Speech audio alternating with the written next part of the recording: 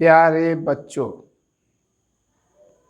तकनीकी कमी के कारण जिस रिदम में ऑब्जेक्टिव टाइप चल रहा था उसमें कुछ कमी आई है, आई एग्री। लेकिन हम लोग video time to time upload कर रहे हैं। आप देखते रहिए, एंजॉय करते रहिए। 140 क्वेश्चन हम लोग इलेक्ट्रोस्टैटिक्स का कर दिए थे।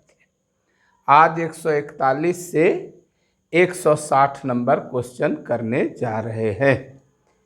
आपके सामने स्क्रीन पर आ रहा है ये प्रश्न, क्वेश्चन नंबर 141। 1 जूल कितना इलेक्ट्रॉन वोल्ट होता है? 1 जूल कितना इलेक्ट्रॉन वोल्ट होता है? तो सिंपल बात है, चूंकि 1 इलेक्ट्रॉन वोल्ट बराबर 1.6 गुना 10 पर पावर -19 जूल।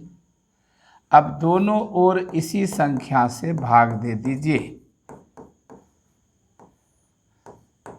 समीकरण का नियम है, तो ये कैंसल हो गया और 1 जूल का मान निकल गया। इसको उल्टा दीजिए तो ये हो जाएगा 10 पर पावर 19, यहाँ हो जाएगा 1.6। तो इसको अगर ऊपर उठाइएगा तो बटे 10, यानी इसका जो ये बटे 10 है यहाँ से ऊपर चला जाएगा।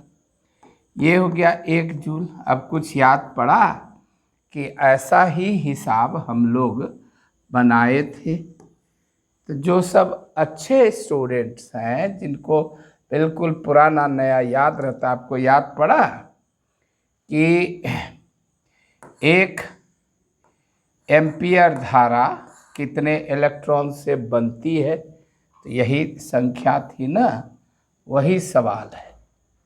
आप इसको हल करिएगा तो ये चीज़ तो ऊपर उठ के चला गया है, इसमें से 1 शून्य हटाइएगा, 100/16 आएगा, 10 पर पावर 18 आएगा, ये 4/25 आएगा और ये इतना आ जाएगा। इतना इलेक्ट्रॉन वोल्ट बराबर 1 जूल। हम समझते हैं सब लोग को ये क्लियर हो गया होगा कि इसका आंसर सी क्यों हुआ। क्लियर? आइए अगला क्वेश्चन चले। 142 नंबर क्वेश्चन कहता है, इलेक्ट्रॉन में किधर बहने की प्रवृत्ति होती है? इलेक्ट्रॉन में किधर बहने की प्रवृत्ति होती है? आप तो जानते हैं, किसी चालक तार का एक सिरा उच्च विभव पर हो, उच्च विभव, तो इसका अर्थ होता है कि ये बैटरी के प्लस से जुड़ा हुआ है, तो यहाँ धन आवेश का भरमार है। और निम्न विभव पर जो सिरा होता है वो बैटरी के ऋण प्लेट से जुड़ा हुआ है, तो यहाँ इलेक्ट्रॉन का भरमार है। अब आप ही बताइए, चालक माध्यम मिल जाएगा तो इलेक्ट्रॉन इस दिशा में बहेंगे और धारा मानी जाएगी कि इस दिशा में बह रही है। क्लास 10 में भी ऐसा बताया जाता है, आपको बताया गया होगा कि इलेक्ट्रॉन हमेशा निम्न विभव से उच्च विभव की ओर बहती है। तो इलेक्ट्रॉन में किधर बहने की प्रवृत्ति होती है? जाहिर है उच्च विभव की ओर। अतः इसका आंसर ए हुआ। क्लियर? इलेक्ट्रॉन उच्च विभव की ओर बहेगी, धीरे धीरे इलेक्ट्रॉन यहाँ आते जाएगी, इसका विभव घटता जाएगा, विभवांतर घटता जाएगा, सेल डिस्चार्ज होता जाएगा। 143 नंबर क्वेश्चन, यदि किसी बिंदु पर E = 0 हो तो अवश्य ही भी बराबर 0 होगा, भी बराबर नियतांक होगा, ए और बी दोनों संभव हैं, वह बिंदु अवश्य ही अनंत पर है। अब आपको देखना है कि यदि किसी बिंदु पर ई बराबर 0 हो तो शब्द पर गौर करना है, तो अवश्य ही भी बराबर 0 होगा। काहे? अगर भी बराबर 0 नहीं हुआ तो क्या वहाँ ई 0 नहीं हो सकता है? सोचना यह है, वहाँ शब्द पर गौर करिए। यहाँ इन्हें कहता है कि तो हो सकता है, कहता अवश्य ही भी बराबर 0 होगा। काहे? आप आइए तो एक गोला पर चलिए, तो गोला के अंदर हर एक बिंदु पर विभव वही होता है जो सतह पर होता है। अगर r त्रिज्या का गोला हो तो इसके अंदर कहीं भी जाएंगे, केंद्र पर भी आ जाएंगे, तो हमारा विभव q/4πε0 इंटू r होगा। सतह पर भी रहेंगे तो भी उतना होगा, अंदर गिर जाएंगे, यहाँ रहेंगे, यहाँ रहेंगे, यहाँ रहेंगे, लेकिन क्या अंदर विद्युत तीव्रता होती है? आंसर है नहीं, अंदर तो विद्युत तीव्रता 0 होती है। तो आपको ये सोचना होगा E बराबर होता है -dV/dr, तो भी को अवश्य ही नियतांक होना होगा, क्योंकि नियतांक का ही डिफरेंशिएशन 0 होता है। अतः इसका सबसे सटीक उत्तर बी होगा। दोनों संभव है, सो नहीं, अवश्य ही थोड़े है, अवश्य ही वह जो शब्द है ना अवश्य ही, वह इसको अगर यही रहता, यदि किसी बिंदु पर ई बराबर 0 हो तो तब तो दोनों संभव है कि भी बराबर 0 हो तो भी होगा, भी बराबर नियतांक हो तो भी होगा, अनंत पर हो तो भी होगा, अनंत पर भी 0 होता है, वहाँ ई भी 0 होता है, ये सब तो होगा। लेकिन वो जो शब्द है ना अवश्य ही, वह बहुत इंपॉर्टेंट।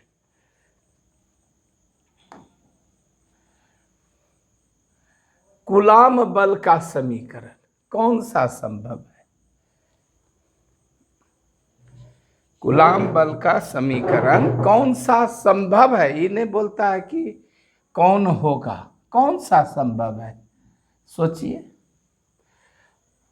ये तो होगा हवा में, अगर हवा में 2 आवेश रखे हैं तो ये होगा। ये किसी माध्यम में होगा, कोई जरूरी नहीं है कि आवेश हवा में हो, और ये दोनों मिलकर इस पद को बनाते हैं।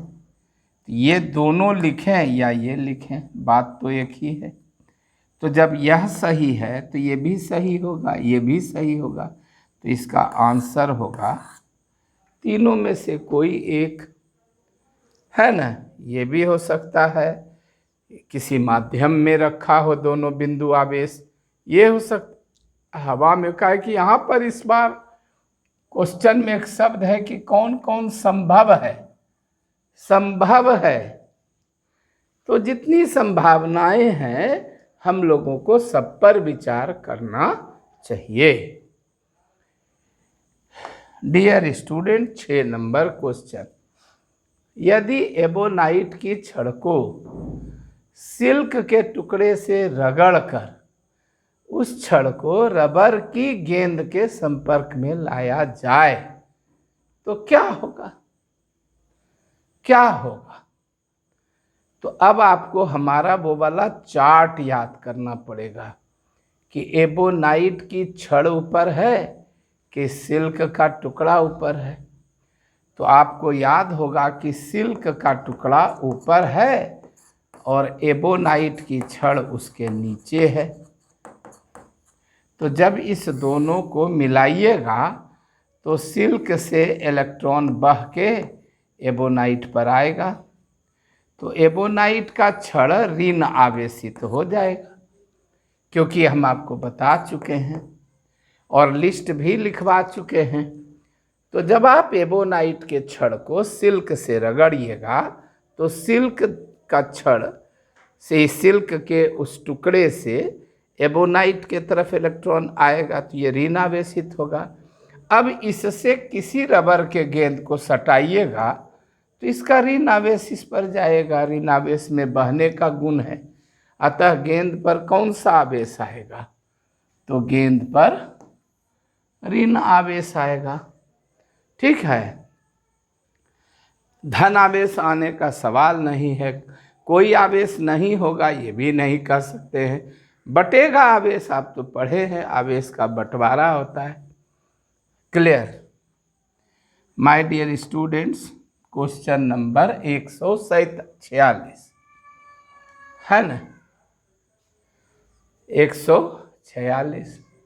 दो समान प्रकृति के समान परिमाण के आवेश से आवेशित गोले परस्पर निकट लटकाए जाने पर क्या करेंगे? देखिए, एक चीज गौर करिएगा, दोनों गोला, ये जो गोला ए है और गोला बी है, जैसे मान लीजिए ए और बी गोला है, तो दोनों गोला पर समान आवेश है।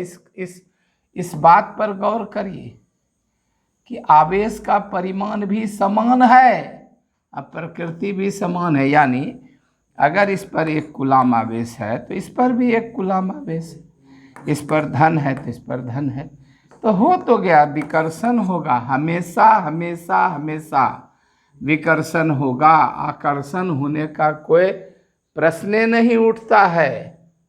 इसलिए सब नहीं होगा कि कभी विकर्षित कभी आकर्षित, न तो विकर्षित न तो आकर्षित। तो आवेश का सबसे फंडामेंटल गुण है कि समान आवेश एक दूसरे को विकर्षित करते हैं।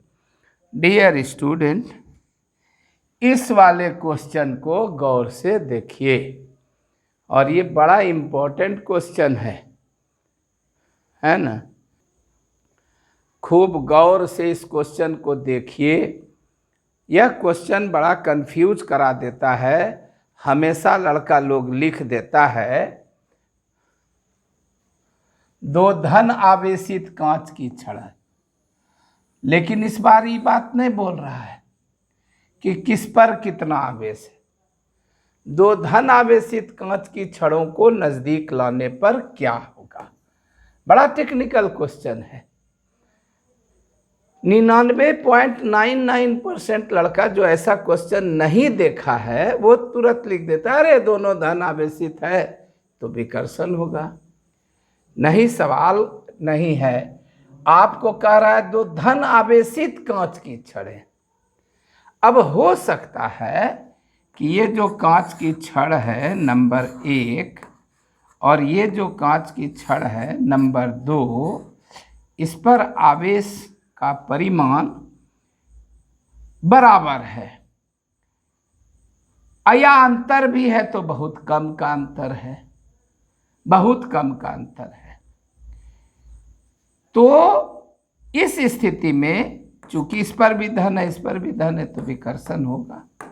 लेकिन 1 मिनट के लिए सोचिए, दिमाग को स्थिर करके, कि अगर इस पर 100 कूलाम आवेश है, एक बात कहते हैं सोचने के लिए, और इस पर 5 कूलाम आवेश है, आप बताइए, आपको ऐसा पढ़ाए हैं वर्मा सर या नहीं कि हरेक आकर्षण या विकर्षण के पहले प्रेरण होता है, और प्रेरण जब होगा तो यहाँ -100 कूलाम आवेश प्रेरित होगा, -100 कूलाम। ठीक है, तो ये -100 कूलाम इस 5 कूलाम को तो समाप्त कर देगा, और नज़दीक वाले सिरे पर 95 कूलाम ऋण आवेश रह जाएगा। दूर वाले पर रहेगा 100 कूलाम, लेकिन नज़दीक वाले पर 95 कूलाम आवेश रहेगा। और आप जानते हैं कि विद्युत बल दूरी के वर्ग का व्युत्क्रमानुपाती होता है, तो नज़दीक वाला सिरा तो नज़दीक है, तो आकर्षण बल बड़ा हो जाएगा, अब विकर्षण बल छोटा हो जाएगा, तो ये धीरे धीरे धीरे धीरे ये छड़ इसमें सट जाएगा और सोचिए, अगर इस पर 1000 कूलाम आवेश हो और इस पर 5 कूलाम आवेश हो, तब तो और जल्दी न सटेगा, क्योंकि 995 कूलाम ऋण आवेश यहाँ बच जाएगा और हमेशा समान आवेश दूर वाले सतह पर होगा। तो विकर्षण बल की तुलना में आकर्षण बल बड़ा हो जाएगा।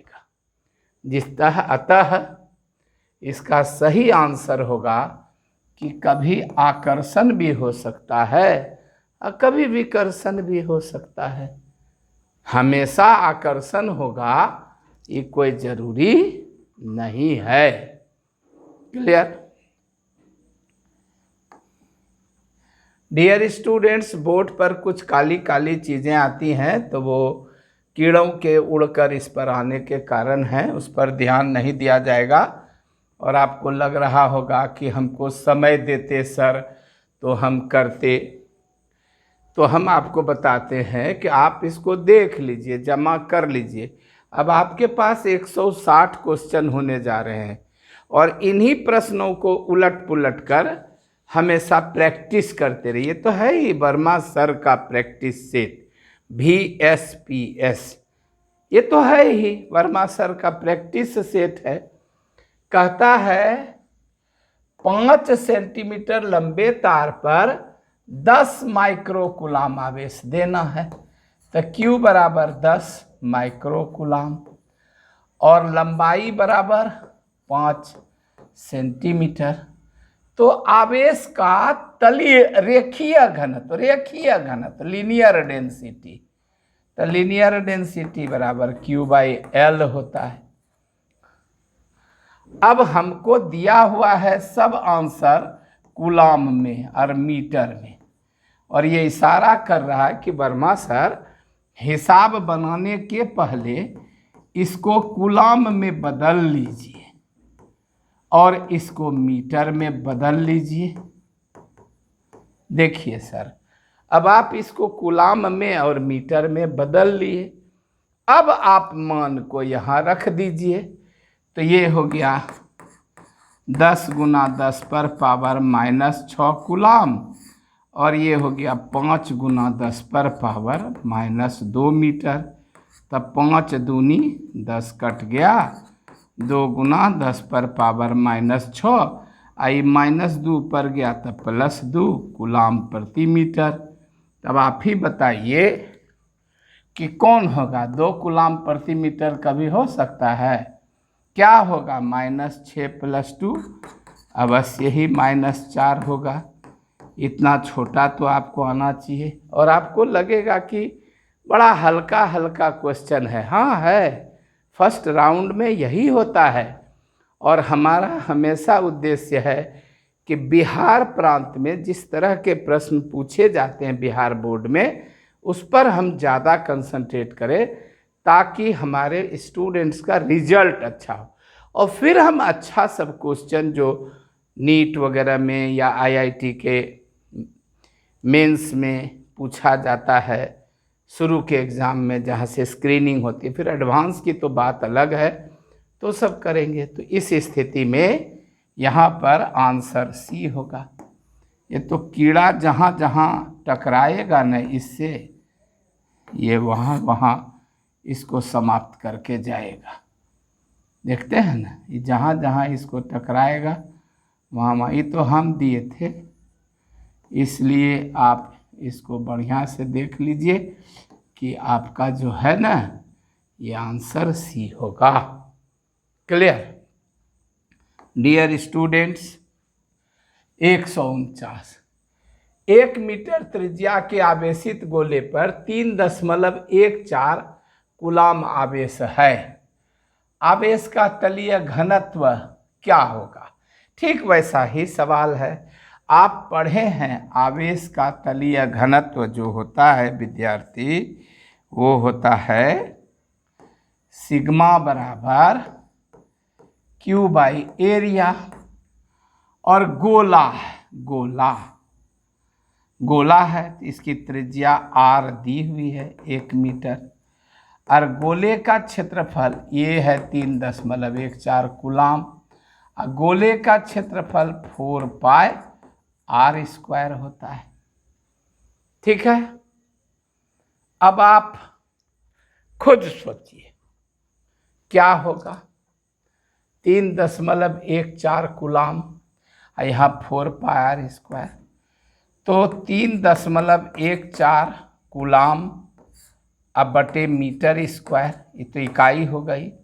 4 तब 4 हो गया, और पाई का मान 3.14 होता है, तो ये और ये कट गया, तो 1/4 यानी 0.25 कूलाम प्रति मीटर स्क्वायर, ये होगा इसका आवेश का तलीय घनत्व। तो ये तो होने का सवाल नहीं है, ये भी होने का सवाल नहीं है। आप इधर दशमलव देते तो होता, ये भी होने का सवाल नहीं है, तो अवश्य ही इसका आंसर इनमें से कोई नहीं होगा। क्लियर।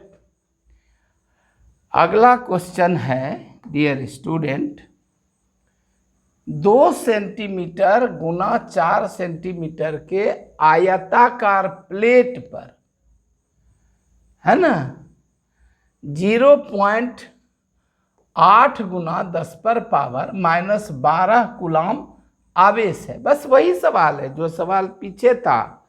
इस बार Q का मान हो गया 0.8 गुना 10⁻⁻12 माइक्रो कूलाम, और प्लेट की विमा दी हुई है, क्षेत्रफल हो गया 4 सेंटीमीटर गुना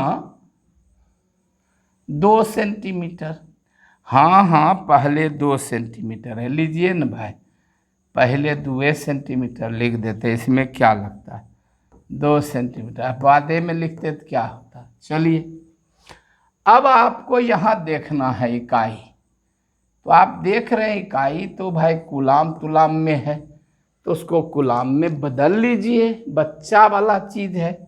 0.8 गुना 10⁻⁻12 गुना 10⁻⁻6, 2 गुना 10⁻⁻2 गुना 4 गुना 10⁻⁻2 कूलाम प्रति मीटर स्क्वायर।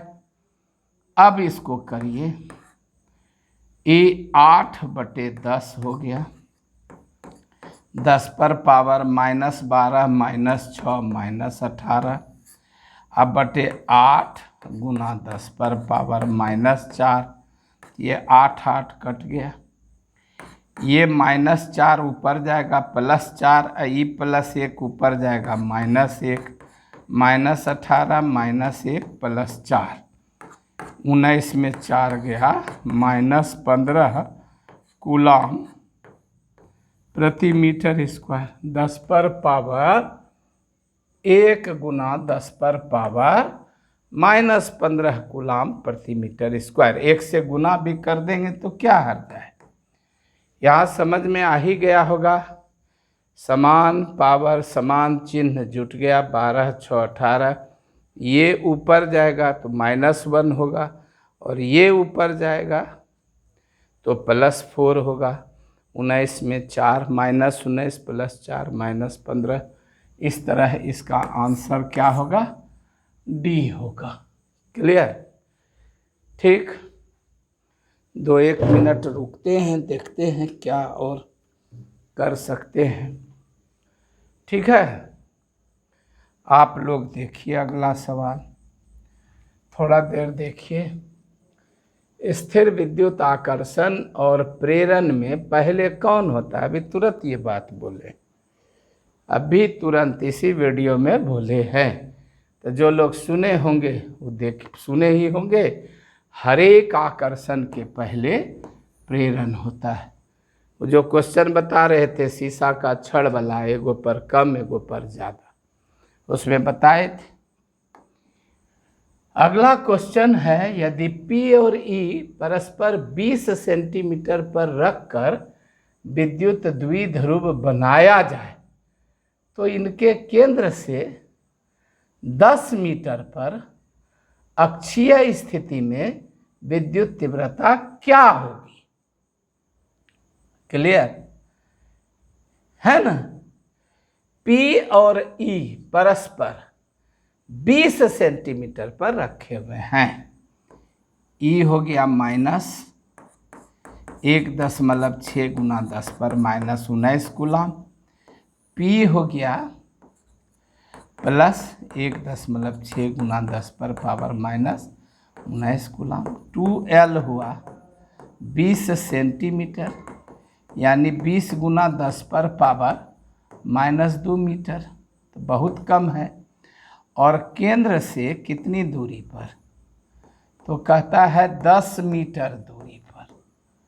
अरे बाप, तो कहाँ 20 सेंटीमीटर का आधा 10 सेंटीमीटर है, कहाँ 10 मीटर, तो बहुत ज़्यादा है।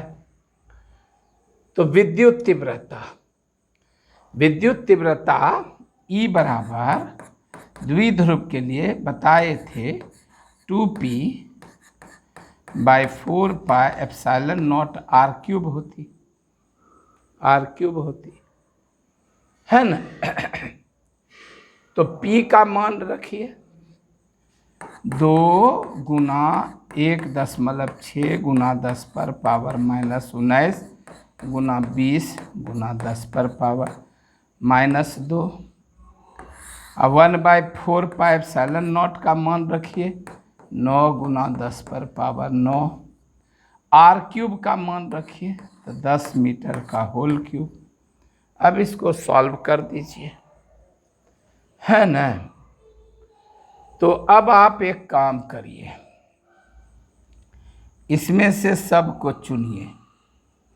16 दूनी 32, ये दोनों इस मैथमेटिक्स है, इसका बटे 10 से ई शून्य कटा दीजिए, तो 16 दूनी 32 और 9 दूनी 18, ये हो गया इधर। अब चलिए पावर कर खेल खेलिए, -19 -2 प्लस 9 -3 कितना हो जाएगा बताइए। 18 दूनी 36 के 6 हाथ रहा 3, 18 तिया 54, 3 57 गुना 10 पर पावर -21 -24 प्लस 9 -15। अब अगर आप दशमलव को स्टैंडर्ड फॉर्म में भौजी का टिकली वाला वर्मा सर का याद रखिए, इतना वोल्ट प्रति मीटर हुआ है। इसको अगर आप यहाँ लाते हैं तो 5.76 गुना 10 पर पावर -13 होगा, और इधर ले आते हैं तो 0.576 गुना 10 पर पावर -12 होगा। अब इस सबको मिलाने का कोशिश करिए, तो 0.58 तो इसमें है नहीं, ये तो नहीं होगा। क्लियर। अब अगर आप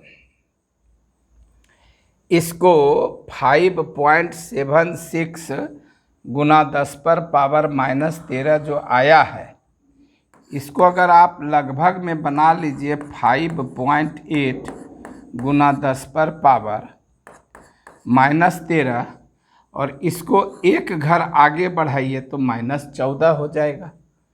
तो लग रहा है इसमें तो बड़ा फेरा लग रहा है ना।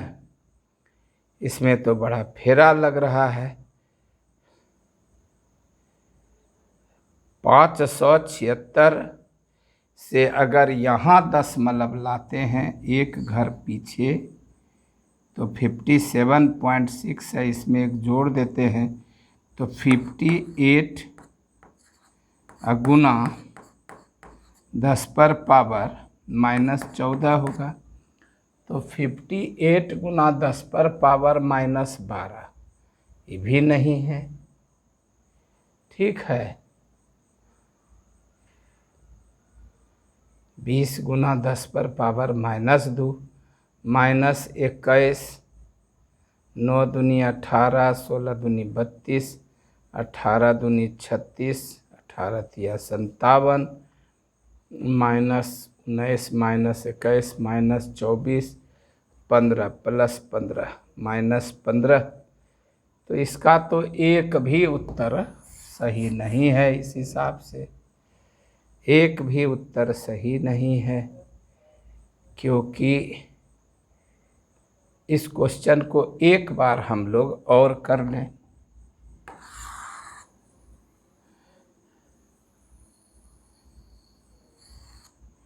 एक बार और कर लें।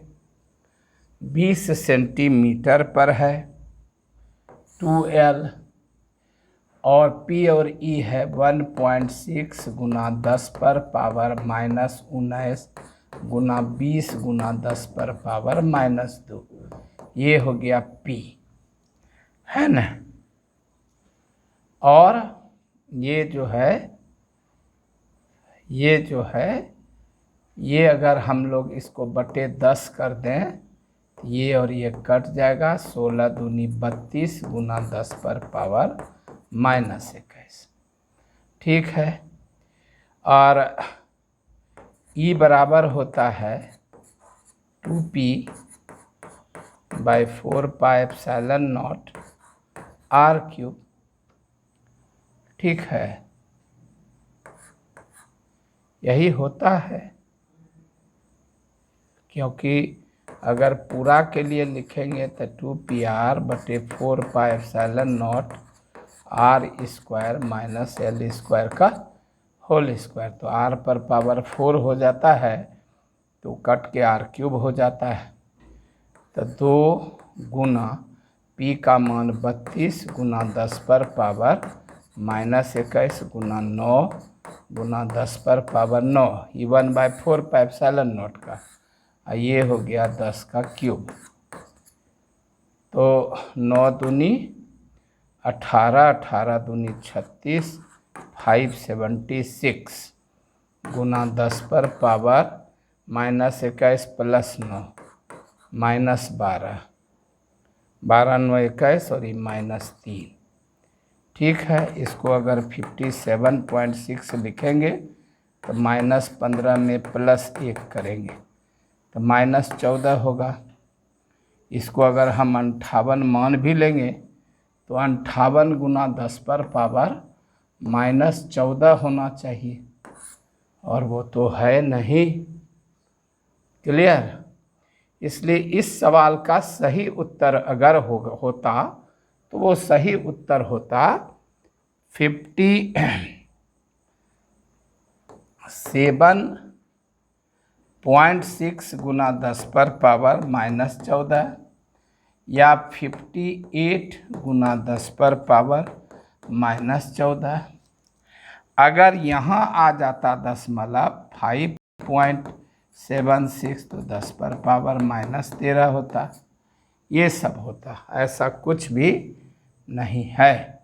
इसलिए इसके चारों आंसर गलत हैं। और आपको बताएं कि हम जानकर ऐसा क्वेश्चन देते हैं ताकि आपको इन्फॉर्मेशन दे सके कि जब कभी भी बिहार बोर्ड में कोई ऐसा क्वेश्चन मिले जिसमें कि कोई उत्तर नहीं मिल रहा है, तो हमारी सलाह है कि आप ABCD किसी में टिक मार दीजिए। वहाँ यह सब नहीं लिखिएगा कि लगता है ये गलत हो गया, ये हो गया, वो सब कुछ नहीं। बस ABCD टिक मार दीजिए, हो जाएगा। क्लियर। अगला देखिए क्या कहता है। विद्युत द्विध्रुव के सापेक्ष अक्षीय स्थिति से निरक्षीय स्थिति में जाने पर कौन अधिक तेजी से घटता है। तो आपको ऐसा मेरा बताया हुआ, मेरा वीडियो पिछला देखिएगा तो आपको हमने बताया है कि जब हम किसी विद्युत द्विध्रुव से अक्षीय स्थिति में रहते हैं और हम यहाँ से घूमकर निरक्षीय स्थिति में आते हैं, अक्षीय स्थिति में थे और यहाँ आते हैं, तो हमारी जो भी विद्युत तीव्रता थी अक्षीय स्थिति में जो भी थी वो यहाँ आते आते आधी हो जाती है, लेकिन विभव जो भी था वो तो आते आते 0 हो जाता है। तो विभव में 100% की कमी हुई, जबकि तीव्रता तो आधा बचा ना, कम से कम विद्यार्थी आधा तो बचा है ना। तो तीव्रता में 50% का लॉस हुआ, तो अधिक तेजी से कौन घटा? तो विद्युत विभव, क्योंकि वो तो 100% लॉस कर गया। 154 नंबर क्वेश्चन क्या कहता है? कौन एक दूसरे को नहीं काटते हैं? कौन ऐसे कौन है इनमें से जो एक दूसरे को नहीं काटते हैं? तो दो विद्युत बल रेखाएं एक दूसरे को नहीं काटती है, तो सही है ही, लेकिन उकताइए मत, आगे भी पढ़िए। दो समविभवी तल भी एक दूसरे को नहीं काटते हैं, क्योंकि यहाँ भी विद्युत तीव्रता की दो दिशाएं हो जाएंगी, जैसे यहाँ और यहाँ। अतः इसका आंसर होगा दोनों। याद रखिएगा, एक बार आया था 2016 में कि दो विद्युत बल रेखाएं एक दूसरे को नहीं काटती हैं, तो क्या दो समविभवी तल एक दूसरे को काटते हैं? आंसर नहीं, वो भी नहीं काटते हैं। क्लियर? क्योंकि समविभवी हैं तो विद्युत तीव्रता समान होगी, और काट देंगे तो उसकी दिशा अलग अलग हो जाएगी। विद्युत तीव्रता सदिश राशि है। इनमें से कौन संरक्षी है? कौन है? हे भाई, 11 में जो लोग बढ़िया से ट्यूशन पढ़ता है ना, उसको एकदम पता है कि गुरुत्व बल संरक्षी बल है, अब विद्युत बल संरक्षी बल है। तो जब विद्युत बल संरक्षी बल है तो विद्युत क्षेत्र संरक्षी क्षेत्र है, और गुरुत्व बल भी जब संरक्षी बल है तो गुरुत्वाकर्षण क्षेत्र भी संरक्षी क्षेत्र है। अतः इसका आंसर होगा दोनों। डियर स्टूडेंट्स, अबरी क्या क्वेश्चन है? 1 सेंटीमीटर भुजा वाले घन पर 1 माइक्रोकूलाम आवेश है, तो आवेश का आयतन घनत्व, ये तो फिर वही पुरनका वाला क्वेश्चन आ गया। आवेश का आयतन घनत्व रो बराबर होता है आवेश बटे आयतन, और घन का आयतन होता है भुजा का होल क्यूब। अब आपको ये देखना है इकाई कूलाम प्रति घन मीटर। तो आइए, 1 माइक्रोकूलाम आवेश है तो 1 गुना 10 पर पावर -6 कूलाम, और 1 सेंटीमीटर भुजा है तो 1 गुना 10 पर पावर -2 का होल क्यूब। तो ये हो गया 10 पर पावर -6 बटे 10 पर पावर -6। ये -6 यहाँ +6 हो गया, तो 10 पर पावर 0 हो गया। तो कितना हो गया? 1 कूलाम प्रति घन मीटर। ये कूलाम प्रति घन मीटर हुआ ना भाई, इसको सेंटीमीटर को मीटर में बदल दिए। तो 1 कूलाम प्रति घन मीटर, ये तो सी में है, ये तो नहीं होगा, ये तो नहीं होगा, है ना? है ना? सी -2 गुना 3, पावर पर पावर रहने से पावर का गुना हो जाता है, तो -6 ऊपर उठेगा +6, कोई भी चीज़ पर पावर 0 बराबर 1 होता है। तो 1 कूलाम, और घन का आयतन होता है भुजा का whole cube. Clear? Dear students, 2 nano coulomb आवेश और -2 नैनो कूलाम आवेश हवा में 4 नैनोमीटर की दूरी पर हैं, तो वे कितना आकर्षण बल अनुभव करेंगे? ये तो बहुत आसान है।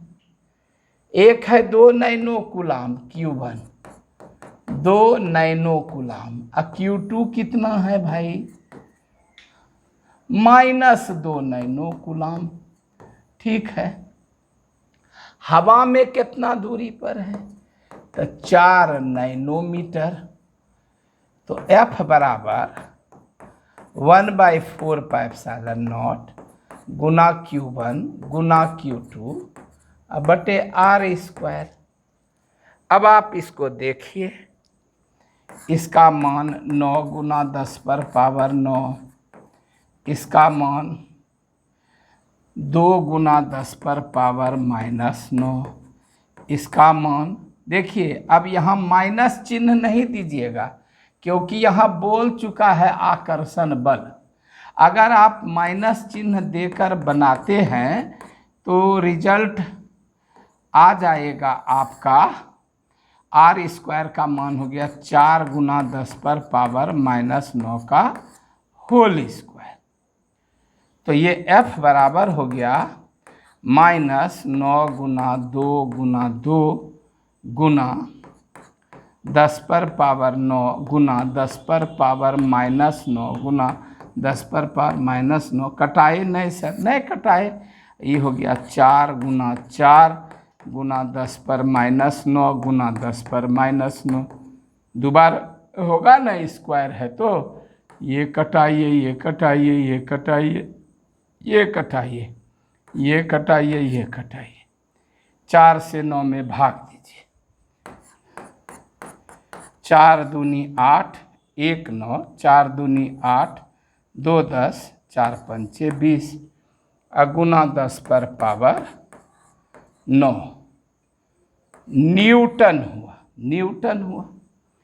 अब माइनस चिन्ह तो बताता है कि आकर्षण बल है, इसलिए माइनस चिन्ह का मान छोड़िए ना, मॉड जब लीजिएगा तो माइनस अपने न खत्म हो जाएगा विद्यार्थी।